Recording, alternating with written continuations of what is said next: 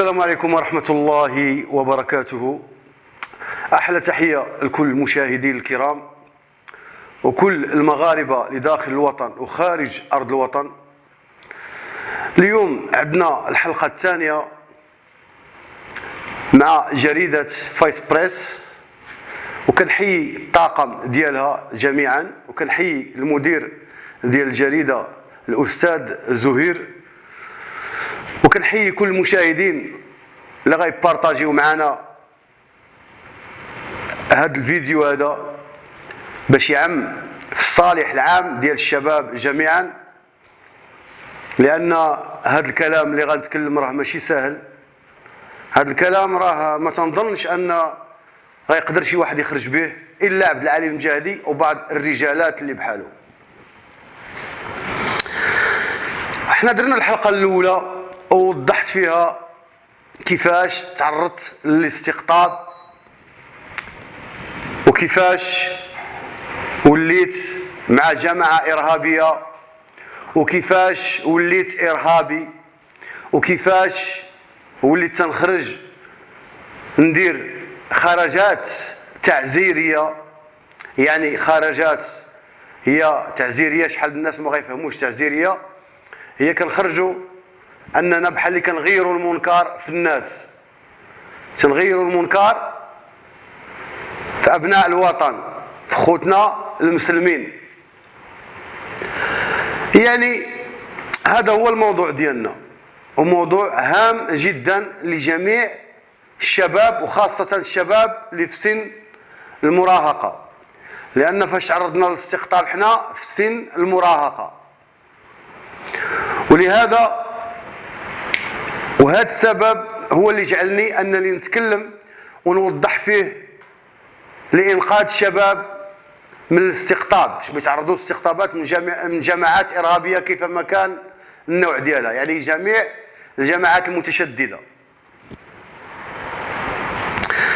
هذه الحلقة الثانية خلينا البارح في الحلقة الأولى في الاعتقال، كيفاش غنتعتقل، ولو أنني تكلمت باختصار ما وضحتش كثير من المسائل اللي أنا صعيب باش غادي نولي نتذكر كل شيء ديال هذا الاعتقال أو قبل الاعتقال، ولكن تكلمت باختصار. تعرضت للاعتقال مباشرة اللي دخلت فيها المخابرات المغربية، وجاو لعندي تقريبا شحال من سيارة واعتقلوني، والضابطة القضائية وولاية أمن فاس كاملة، وكانوا داروا 3 ديال الدوريات في مدينة فاس وخارج فاس باش ما نهربش، لأن مشى لهم راديون.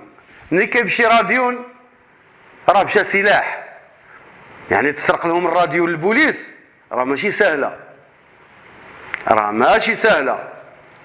يعني لو كون لقينا فردي داك الساعات غيمشي الفردي. علاش؟ لأن عندنا فكر خطير هو القتال، وداك الساعات راه كنا كنقلبوا على الأسلحة، كنا كنوجدوا نفوسنا باش أننا يعني يكون دعم إلى آخر. لكن بالقدر ديال الله تم الاعتقال ديالي رحمة من الله إلي والعائلة ديالي. يعني لو كان بقيت برا وما تعتقلتش في ذاك الوقيته بطبيعة الحال راني اما نكون بالإعدام، ولا راني مت، ولا راني تعديت على الناس، قتلت عباد الله وأذيت الناس كون درت مصيبة اللي ما يرضاش عليها الله سبحانه وتعالى. واخا قبطوني داوني كما قلنا الكوميسارية ديال بن سودة مدينة فاس، ودوروني في الوسط البوليس ديال بن سودة ود الولاية اللي تكرفصوا عليا مزيان، تكرفصوا عليا مزيان. هاد الضرب ما كنعرفش منين كيجيو، معاهم دايرين لي الباندا في عيني ودايرين لي القيد يعني المينوط في يدي من اللور وكل شيء كيضرب. ولكن الهضره اللي تيقولوا فينا هو الراديون، لان ما بغاش تصرت ليهم يمشي لهم الراديون. فين راه الراديون؟ نقولوا خصهم يخرجوا مني قبل ما نوصل للتحقيق، خصهم يعرفوا الراديون، خصهم يجيبوه. ولكن انا بطبيعه الحال ما عرفش الراديون فين مشى داك الساعات، لان الصديق اللي كان معايا تما كان الفراق بيني وبينه، كان الفراق بيني وبينه، هو هرب شير عليهم بسيف، البوليس خافوا ورجعوا طلقوا الراديو، نهز الراديو نهرب. انا مشيت بحالاتي للدار، يعني ما عنديش كي ندير نعرف فين راه هو الراديو، فين مشى الراديو. المهم ضربوني مزيان، ردوني للدار ديال الوالده ديالي، فتشوا الدار ديال الوالده ديالي مزيان، قلبوها لقاو فيها السلاح الابيض ديالي مخبعوه، حتى الوالده ما عارفاش، لان الساعه اللي هربت ومشيت للدار خبعت تما السلاح الابيض وحطيت الموطور ديالي اللي كنت في الدار وبقيت على رجليا. لقاو السلاح الابيض، كان واحد الضابط اللي فاش لقاو السلاح فاش ردوني لتما كان خرجني من لاندروفيل ديال الامن الوطني وشد داك السلاح، لقاه ماضي بزاف ويقول لي شنو كدير، شحال ذبحتي من واحد من هذا؟ قلت له باقي ما ذبحت حتى شي واحد، نعم مري ذبحت شي واحد بهذا الموس، وهذا غير العيد، لان عندنا يجوز نكذبوا داك الساعه على الطواغيت، عندنا هما كفار، عندي حلال باش نكذب عليهم، يعني في العقيده ديالنا داك الساعات ديال الارهاب وديال الخوارج وديال، يعني يجوز تكذب على البوليس، يعني كنسميهم طواغيت كفار، يعني الحرب، حنا في حرب والحرب خدعه عندنا. صافي مباشره خداو داك الشيء وكيديوني لولايه الامن، داوني لولايه الامن مباشره، دخلوني داروني في لاكاب وانا بالباندا. منين داروني في لاكاب بقيت كنساين باش يطلعوني، داز سمار تقريبا شي ساعتين وانا هكا جالس مليوح في الارض وبالقيد في يدي. واحد الساعات تيطلعوني للفوق ديال الولايه مباشره، جلسنا، دخل لي السيد ولي الامن عنده وجاب داك جوج بوليس اللي تسرق لهم الراديو، دخلني عنده وقال لي المجاهدي انت ود عائله، عائلتك طيبه سولنا عليها، الله يعمر راس الاخ خوتك كلشي طيب، ولكن دابا بغيناك تتعاون معنا، بغينا الراديو، بغينا هذا الراديو فين مشى؟ بقيت كنشوف انا ما يمكنليش ندل على صاحبي شكون هو، لان صعيب عندي داك العقيده، صعيب باش نقول للصديق ديالي هو اللي كان معايا وها سميتو وها كنيتو، ما نقدرش، صعيب عليا خوفا من الله. يعني عندي واحد الفكر الا مشيت قلتها راني ارتديت، راني كفرت، ما خصني نثبت، هذا هو اللي كاين. ما بغيتش نقول ليه عيا فيا، عيا ما يتأدب، عيا ما يتخلق معايا السيد ولي الامن، عيا. واحد الساعات جابوا الاخ ديالي، جلسوه، كان اصلا كانوا اعتقلوه تو على هذا الشيء هذا، لانه ما عندهم مسكين حتى شي علاقه، وداوه حتى تيلقى راسو تا هو معتقل. جا وقالوا له هضر مصطفى، يعني انت محترم وانت اخوك، يعني انت الكبير في خوتك وكيحترموك خوتك، هضر معاه يرد لنا الراديو. جا مسكين خويا قال لي خويا عبد العالي انا مزوق فيك، راك غتضيع داك جوج بوليس في العمل ديالهم، بغينا داك الراديو قول لهم فين راه وفين راه هذا الشخص باش يمشيو ياخذوا من عنده الراديو يعتقلوه، وانت راه كيوعدوك غيطلقوك، يعني انت راك يعني بحال اللي انا غير ما عارفش، يعني انا جاهل، هكا بغاو يحسبوني انا جاهل وتعرضت للاستقطاب وضاحكين عليا وصافي.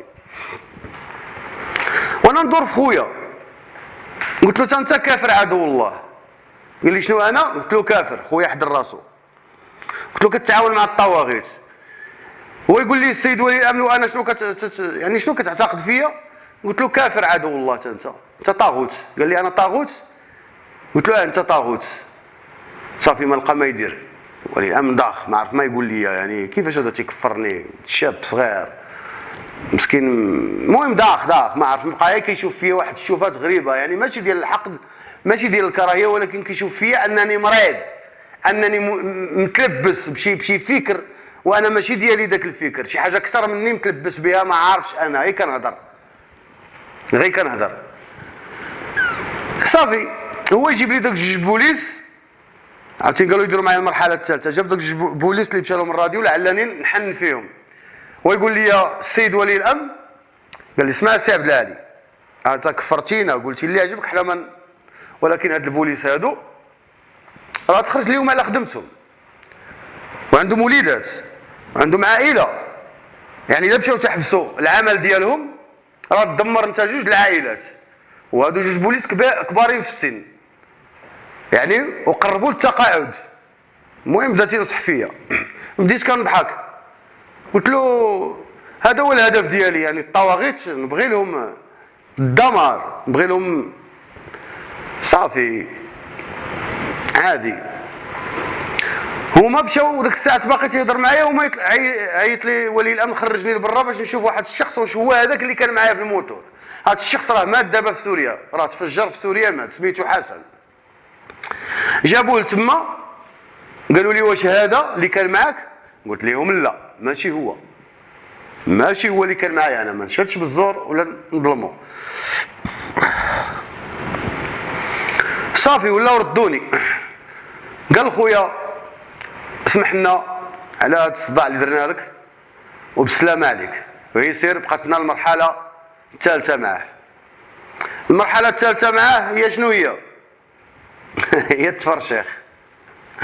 التفرشيخ صافي ضربات لي الباندا على عيني، مينطوا لي يدي اللور، داوني لواحد الزنزانه، زنزانه فيها طابوري قد هكا بالعرض طويل، جلسوني تما تقريبا شي ساعتين ولا 3 السوايع بعدا ما هضر معايا حتى واحد. جا عندي واحد البوليسي راه مات الله يرحمه، سميتو عبد الرسول. عبد الرسول، ولو انا ما خصنيش نقول عبد الرسول، خصني نقول له عبد رب الرسول ديال العقيده ديالنا. قال لي جاب لي الماكله، قال لهم حلوا لي المينوط، وجاب لي باقي عاقل الخبز، خبزه فيها الدجاج، وقال لي هاك تاكل.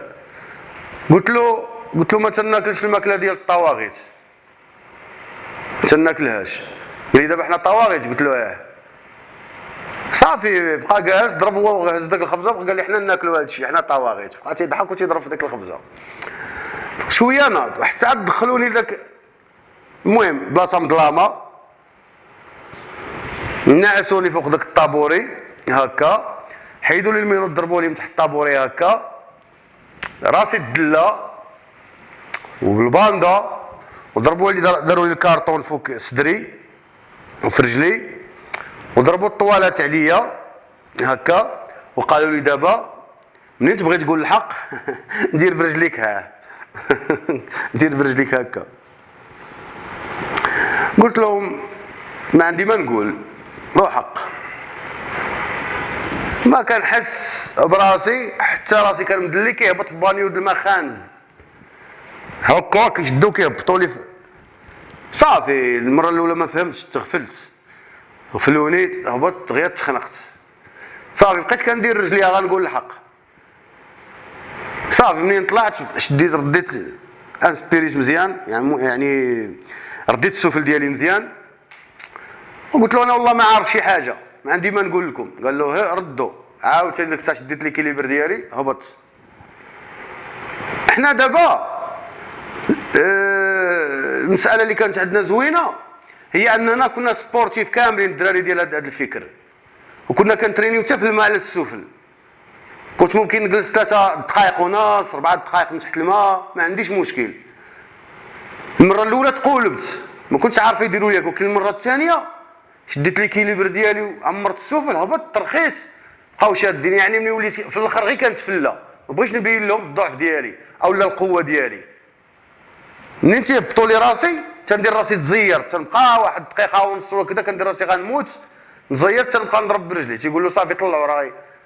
المهم قلبتهم، نهضرونيش، قلبتهم، ما حقوش معايا مزيان، ما عطيتهم الشخص شكون هو. المهم هذيك اللقطه لمده 5 المرات هما تيهبطوني في الماء عاديه. قالوا راه نشوفوا مع المرحله الثانيه، داوني البيرو اخر عاوتاني بالباندا فين راه الراديو. هما دابا علاش كيسولوني على الراديو، بوليس ما تخلق مشي راديو مشكله، والراديو راه مشى لهم شهرين هو ماشي، راه فاس راه ما بقاوش كيهضروا في الراديوات شهرين.